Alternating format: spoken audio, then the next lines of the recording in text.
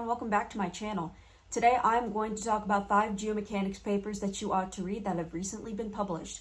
This is covered from the Arma SEG conference that was held earlier this month, in December at the time of this recording.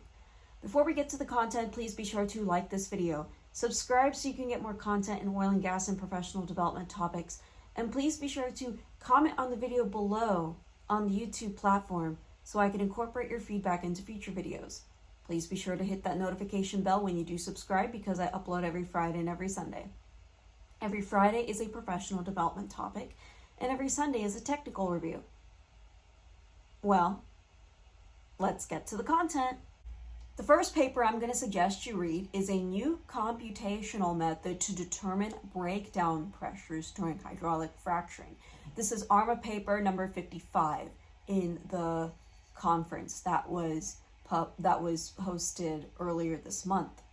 This paper talks about how you're not only taking into account in situ stresses, but also taking into account fluid properties such as your fluid viscosity and your permeability. I strongly suggest you read this paper to get an understanding of an analytical and a numerical method of determining these breakdown pressures and making sure that you're not overstimulating your rock. The next paper I'm going to suggest to read is Arma paper 91, or Zipper Fracture, Interwell Interference and Productivity Analysis. The paper talks about how cracks of propped fractures in a zipper fracture overlap and restrict hydraulic fracture half-length growth. And this is also due to stress shadowing. The paper also talks about how there's a lack of propped fractures near the tips whenever we're trying to complete our wells and more attention should be paid to. The paper also talks about how there is a fraction of the productivity of certain wells whenever you zipper fracture them. I strongly suggest you read this paper that while this may not be an unconventional paper, because this is in the Geomechanics oil field, you should still read the paper to get a better understanding of how crack overlaps can restrict fracture half-length growth when you're zipper fracturing, whether if that is the objective or not.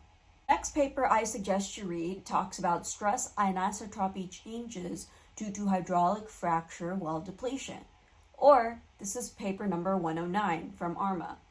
Because there's so much information in the abstract, I thought I would read this particular abstract and let the reasons speak for itself, or the abstract speak for itself of why you should read the paper. Investigative models based on linear superposition model are used to explain the changes in the stress field induced during 3 phases in the well life cycle subsequent to the initial state: the fracture treatment operation, the flowback period, and the subsequent production period. The new linear superposition method models integrated with spatial pressure decline modeled with 2D Gaussian equations show time series of principal stress evolution near the hydraulic fractures. 2 generations of stress reversal can be distinguished. A first reversal of a principal stress direction occurs during the phase 1, or the fracture treatment operations, and is accompanied by the amplification of the tectonic stress anisotropy. The second generation of stress reversal occurs during the flowback period, where the pressure load of the fracture treatment intervention is removed from multi-fractured well systems. A slow attenuation of the stress anisotropy occurs near the system due to flowback. Further changes in the stress magnitudes occur during the phase 3, or the production period. The practical relevance of the results is the possibility to quantify near well changes, the orientation, and the magnitude of local principal stress relative to the far field stress as inputs for commercial simulators, and the design, the optimum trajectory, and treatment plan for infill wells. So I strongly suggest you read this paper because the fracture or the stress anisotropy is not just during the hydraulic treatment operations, but also during different parts of the production line that we need to pay attention to. The next paper I'm going to suggest you read is Arma paper 103, or the effect of poor morphology on fracture systems. Because there's so much to unpack in the abstract, I thought I would go ahead and read some key highlights and let them explain for itself of why you should read the paper. Changes in the mineralogy of the texture of the matrix are due to the diagenesis process of the chemical activities where chemically active minerals during a chemically active fluid injection or diagenetic dolomitization can significantly affect the pore system, which in turn affects the propagation of the wave velocity. The effect of pore morphology on the frackability of the Bakken Shale in North Dakota was investigated as a part of the study. Different pore morphologies were assigned to the reservoir using the rock physics model, the Kuster-Tux, to estimate the effective bulk and shear moduli, densities, compression, and shear velocities in different pore types. The results showed that the elastic properties increase with respect to the increase of the geometric property of the pore, or the aspect ratio. This shows the effect that pore morphology can have on the strength of the reservoir and the ability to generate fractures during hydraulic fracture treatment. Also, the findings from the study suggest that understanding pore morphology can improve the ability to increase oil recovery factor in unconventional reservoirs. So this is an unconventional paper that I suggest you read, and how there is a topic such as the pore morphology that has not necessarily been researched is now focused on in this paper to understand how we can better recover our wells in unconventional. Last paper I suggest you read, might as well be the drilling one, even though that is not necessarily my strength, is the Arma paper 115, or pore pressure estimation while drilling using artificial intelligence. I want to unpack by reading some key points of the abstract to self-explain why you ought to read the paper.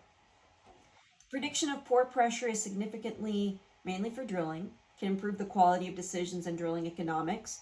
Offered models in literature for pressure prediction are based on well logs or a combination of some drilling data and well logs. The purpose of the work is to apply the support vector machines and functional networks to develop two models for real-time pore pressure gradient estimations for drilling data. Use parameters are mud flow rate, standpipe pressure, rate of penetration, and rotary speed. Two models predicted the pore pressure gradient with a correlation coefficient of 0.99 and 0.97 for training and testing.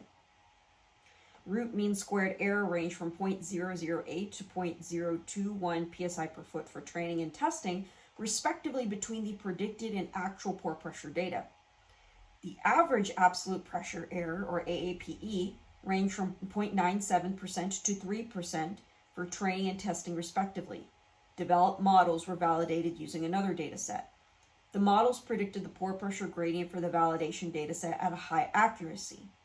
The work shows the reliability of the proposed models to forecast the pressure gradient from both mechanical and hydraulic drilling data while drilling.